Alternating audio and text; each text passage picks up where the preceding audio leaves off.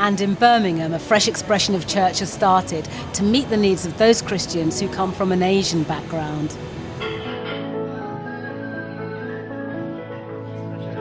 I think people sometimes from other faiths find it very threatening to go into a church building. They don't know what to do. Should I sit down? What should I do? Should I stand here?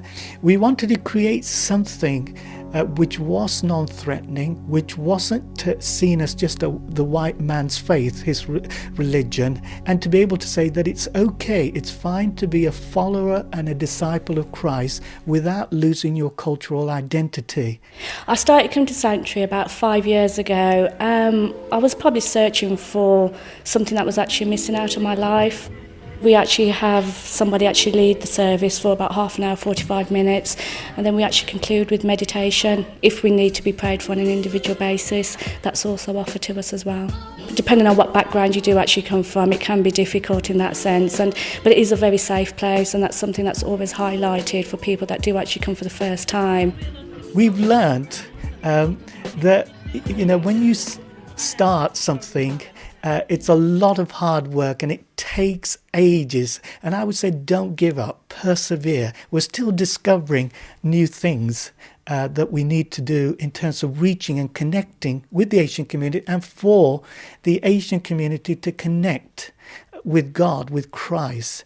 And that's the space that we're creating, that personal space for people to have. Not surprisingly, many fresh expressions of church are reaching younger people, sometimes in remarkable ways.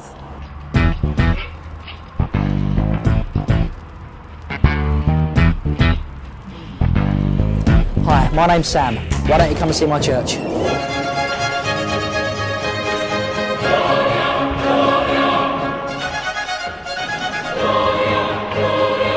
And in fact, Sam's church is a youth congregation based in a skate park called Legacy XS in Benfleet.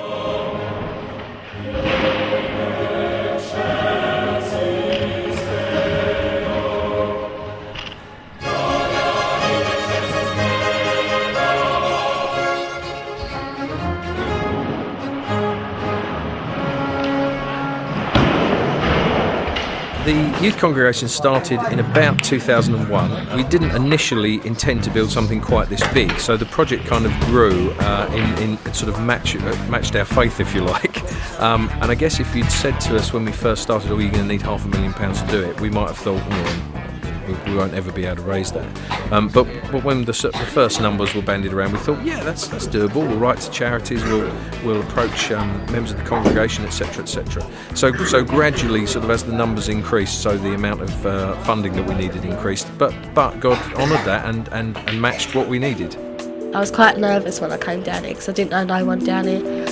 I didn't have no friends. When I first joined up, I was on my own. I come to the Sunday services that they do on a Sunday night, and I quite got into it, and I answered the questions about Jesus, and I brought Jesus into my life, and I really liked it, and I really wanted to become a Christian.